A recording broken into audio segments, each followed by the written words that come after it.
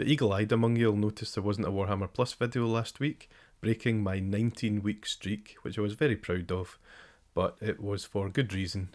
I was still annoyed about the week before, where we hardly got any content and it was all poor quality, and I just didn't think Games Workshop deserved the coverage, as small and perfectly formed as it may have been. There really wasn't enough content last week to warrant a full video. There was a masterclass and a battle report, an Age of Sigmar one, so there was no animation again. So I released a painting video instead, which I hope you all enjoyed.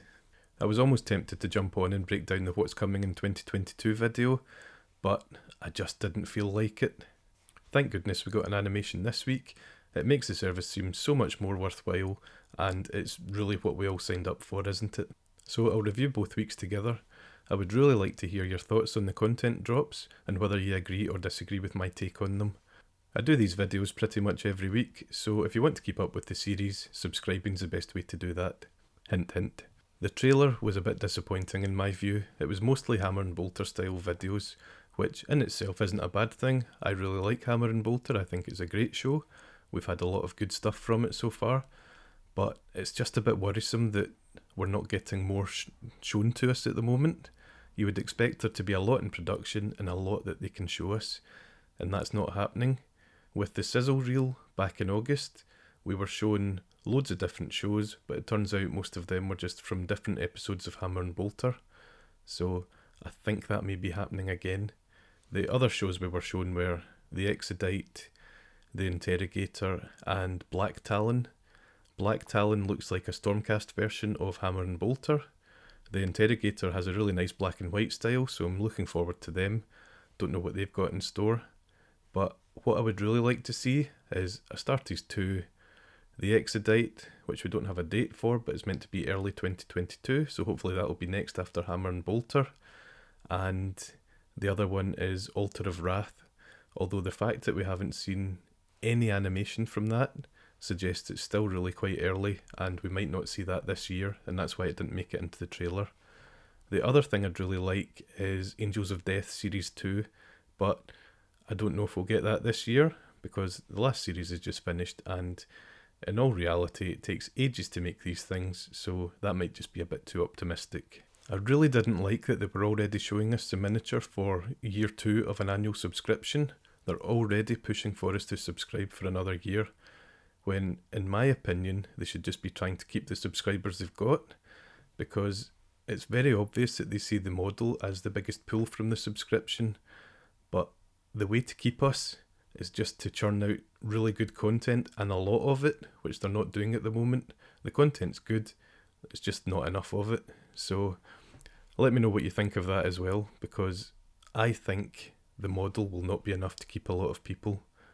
Some people will subscribe purely for the model, but from my point of view, I won't subscribe unless the content really hits another level with only volume. I like the content we get, but we need more. Warhammer Vault for the past 2 weeks has actually been really good. The book we got last week was End Times Nagash, which is a really good read. I'd recommend it to anyone. The whole End Times series is amazing. Even if you don't know anything about fantasy, they're great. So I would recommend reading that one. The other thing is we get a White Dwarf from September 2021, so a very recent one. Now, I wouldn't bother buying White Dwarfs in future if I knew when they were coming out on Warhammer Vault, but it's just too higgledy-piggledy. There's not enough structure to it at the moment, so I could lay off in buying this month's White Dwarf, but then it wouldn't come out for 7 months or something like that. If I knew for certain that the new White Dwarfs would come out in Warhammer Vault 4 months after it was released in retail, then I would definitely hold off. I don't get enough from White Dwarf to instantly go out and get them. There's a few free gifts and stuff like that, like transfer sheets, which would be worth it, but then you can just pick those ones up on a case-by-case basis.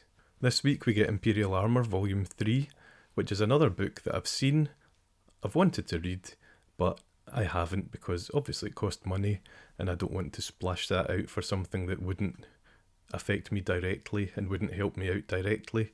So that'll be another one on my reading list. There's 3 White Dwarves this week as well, and one of them is the Deathwing Knights edition. which was great when I read it first of all. It made me go out and buy a box of Deathwing Knights even though I didn't have a Dark Angel army. I painted them up. They weren't very good. I have since sold them to a guy at the gaming club and he stripped them and put them in his own army, but I really want to buy another box and do my best work on them because I've learned a lot since then.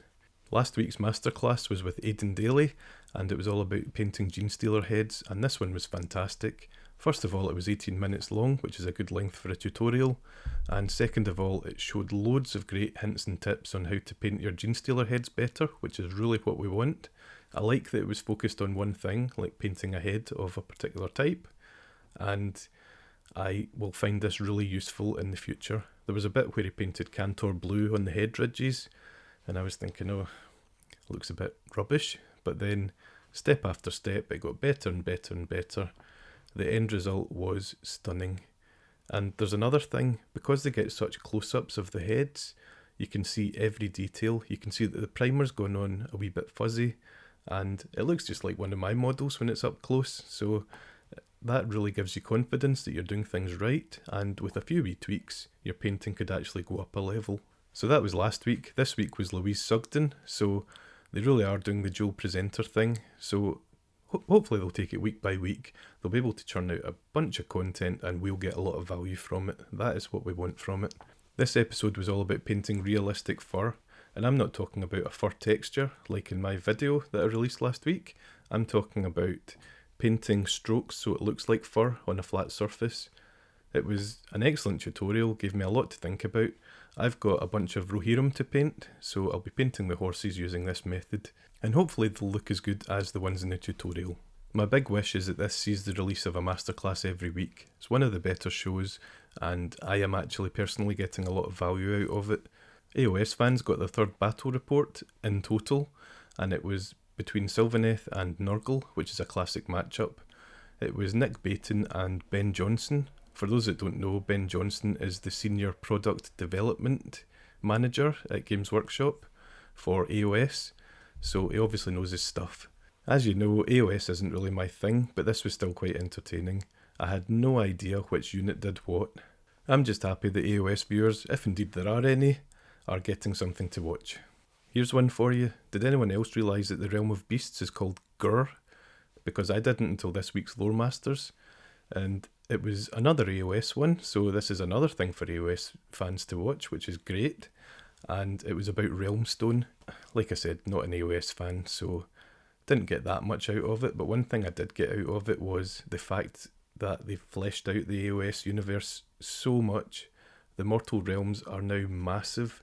They're even talking about the elements within the realms and the materials used for weapons and stuff like that, where to get them, all the different types, putting them in the tips of crossbow bolts, that kind of thing. So the scope and the size of the universe is now huge, and it's very impressive. And last but not least, there's a new hammer and bolter, Cadia Stands, and for the most part this one's fantastic. I really loved seeing the guard in their gun lines getting slaughtered. It's not really a spoiler, it's guard against Tyranids, so there's a lot of cool moments. There's a lot of injured guard who've had limbs shorn off and stuff like that. There's spore mines floating about, there's Hormagaunts attacking in a full frontal assault. It's just chaos, it's absolutely brilliant. But there's a few things that bothered me, and I will tell you why they bothered me. The first thing that bothered me is just down to a limitation of hammer and bolter. We saw Tyranids, but we didn't get to see how they move properly because it's hammer and bolter, and to call it an animation is actually quite generous because there's bits missing, there's frames missing, and it's all quite stuttery. So, like I said before, it's an art choice, but not necessarily one I agree with. So that's the first thing that annoyed me.